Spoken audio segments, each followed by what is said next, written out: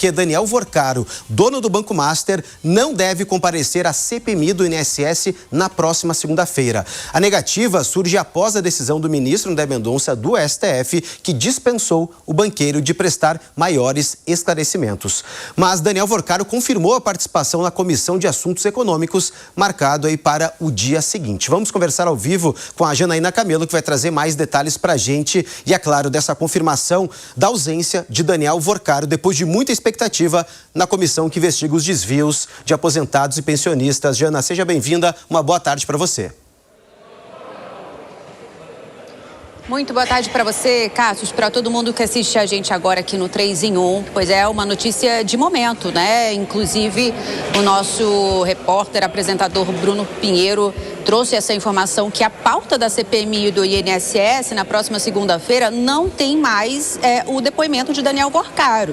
Estava marcado para o dia 23, lembrando que inicialmente estava marcado na CPMI do INSS no dia 26.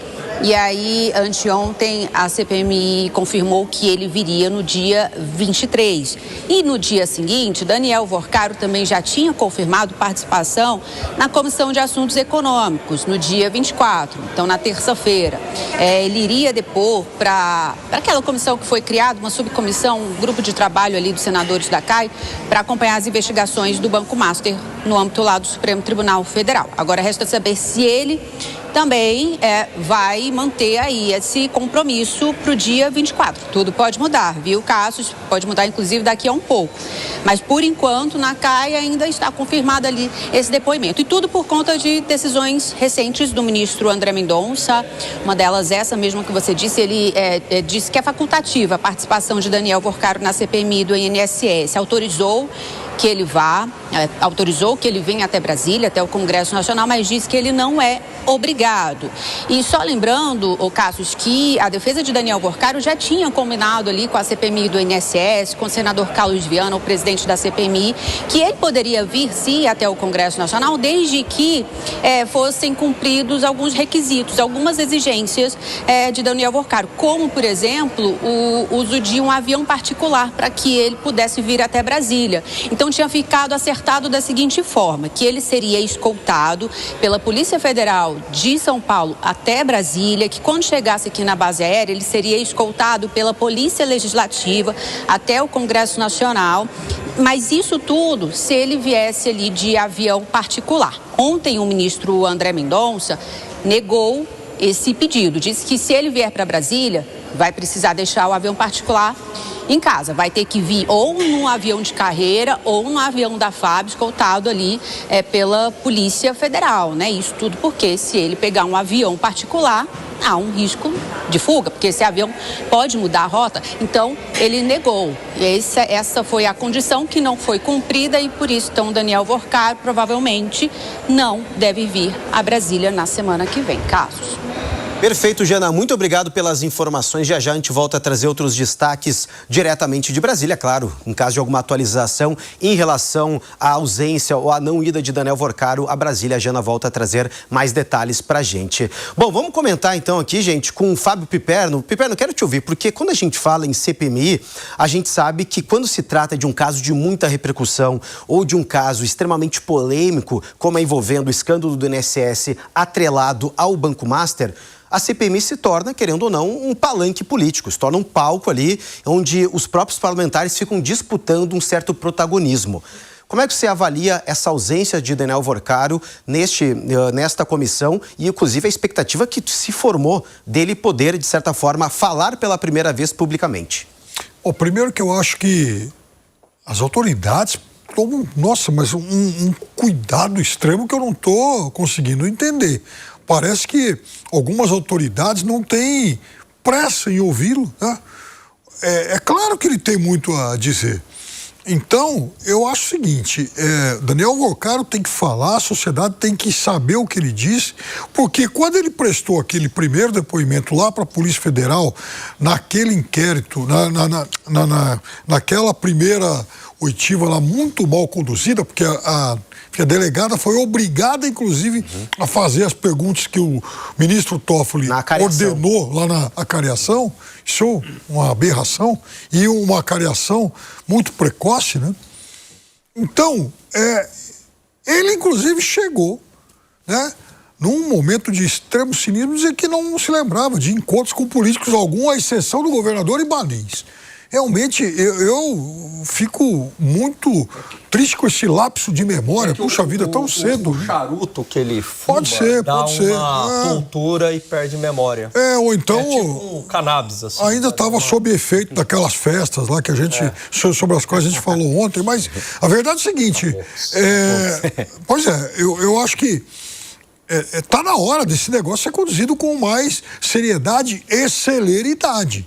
Não é possível que a gente vá conviver com políticos que continuam flanando por aí como se não tivesse acontecido nada, sabendo-se que Daniel Vocaro tem muita coisa a dizer sobre o que eles fizeram no verão do passado também. E não é só o Daniel Vocaro, não. Eu quero ouvir também, eu quero saber quando é que vão ouvir o Fabiano Zettel, que também era sócio, também era dono de empresas sob intervenção, chegou a ser preso, liberado, enfim, no mesmo dia, que foi doador, o maior doador individual de algumas campanhas. Por que ele irrigou essas campanhas com essa grana toda? Então, assim, eu quero saber, mas parece que as autoridades não têm tanta pressa assim. Piperno, não é só você, todo mundo também quer saber, quer encontrar, inclusive, respostas para perguntas que não foram respondidas. Mas, Fábio, Alangani, você que também trabalhou já no mercado financeiro, um cara muito bem relacionado com o mundo corporativo, quando a gente vai fazer um negócio, a gente coloca na balança os prós e os contras, né?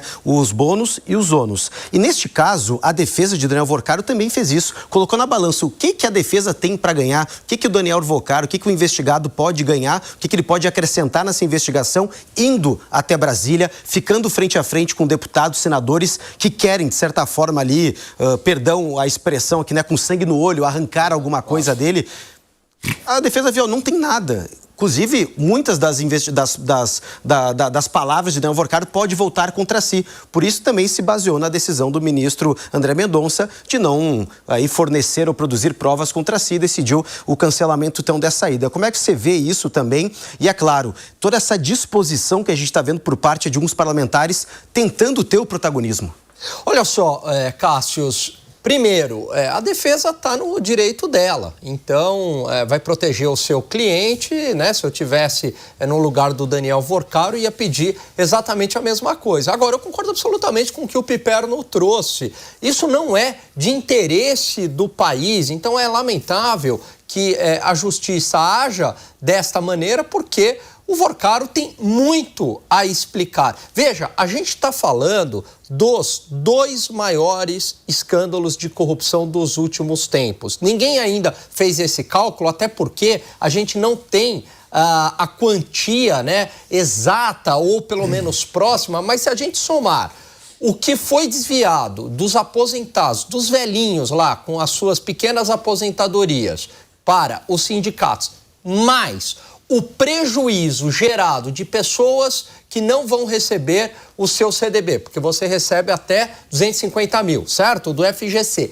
Mais os fundos de pensão que já quebraram ou que vão quebrar, ou os fundos de investimento que já quebraram. Se a gente somar tudo isso daí, Piperno, você que é bom nos números aí também, chegamos a quanto? Mais de 20 bi?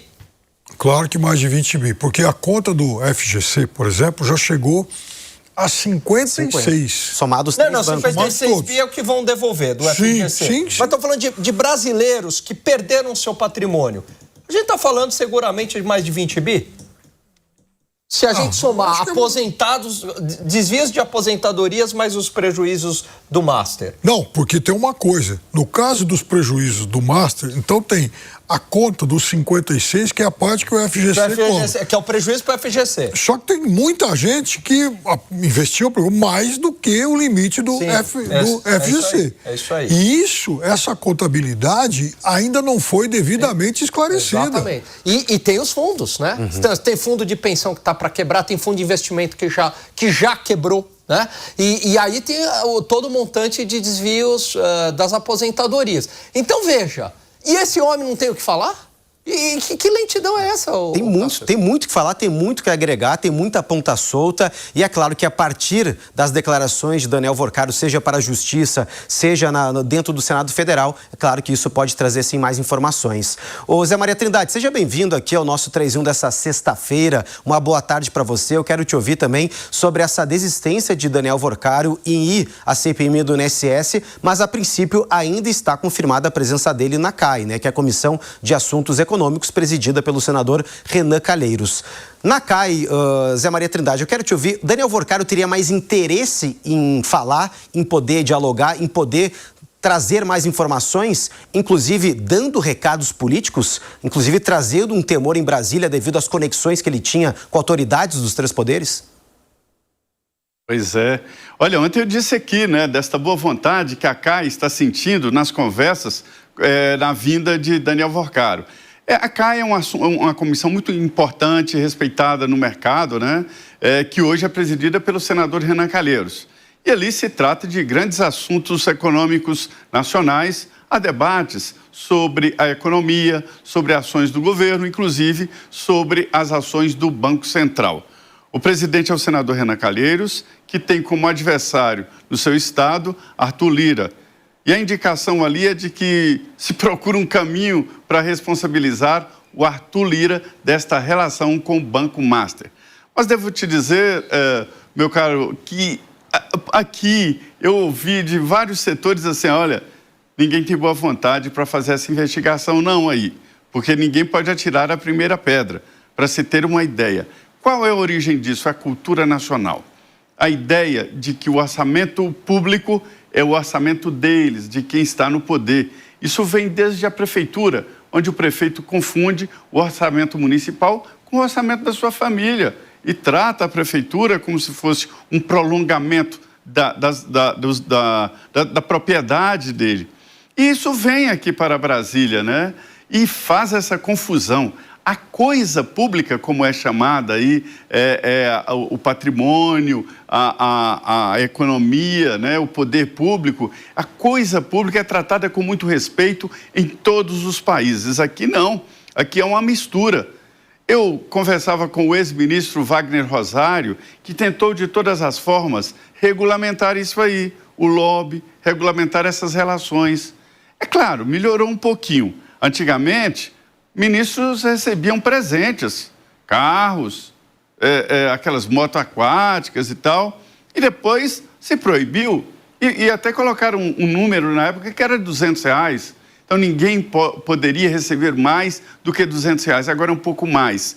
E isso significa que nem aquelas cestas de natais, aquelas cestas abarrotadas de vinhos caros, uísques caros, que no final dava um presentão, até isso foi proibido. Agora, para o carnaval, por exemplo, eu vi várias empresas indicadas pelo Compliance, principalmente esses camarotes, número 1, número 2, eles não convidaram políticos. E era expressa a recomendação do Compliance. Não se pode convidar ninguém do governo, não se pode convidar ninguém que possa ter relações no futuro, para se ter uma ideia de como as empresas estão mais preocupadas do que os governantes temporários, porque eles são temporários, o governo fica.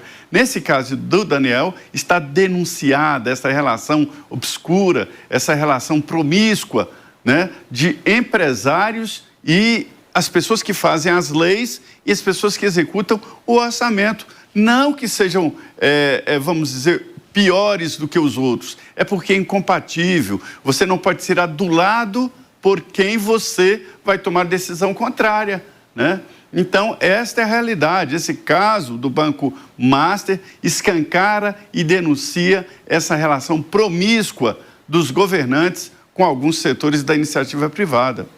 E olha, inclusive, gente, um dos outros pontos que é importante a gente analisar em relação também à desistência de Daniel Worcaro em ir na CPMI do INSS lá em Brasília na próxima segunda-feira, seu Fábio Piperno, é a questão da decisão do ministro André Mendonça de proibir que ele vá num jatinho particular até Brasília. E por que isso? A defesa também fez esse cálculo de que Daniel Vorcaro estaria muito exposto indo num voo comercial, ou seja, ao lado de outros passageiros. Isso poderia destruir a imagem dele, se é que isso ainda é possível. Ele, claro, utiliza uma tornozeleira eletrônica, ficaria exposto ao lado, né, de policiais da Polícia Federal fazendo essa escolta. Ou até mesmo não queria que ele fosse num avião da PF, porque também daria uma imagem, ou pelo menos a percepção de que ele já seria condenado nesse caso, apesar dele ainda ser investigado. Como é que você avalia essa decisão também, Fábio Piperno, da questão do deslocamento, da questão da exposição da imagem de Daniel Vorcaro? Isso também é importante, por mais que esse processo de investigação ainda está numa fase embrionária? Estou quase que ficando com pena dele. Estou muito comovido com os cuidados que se tomam em relação a ele. Puxa vida, coitadinho. Ele não fez quase nada de errado.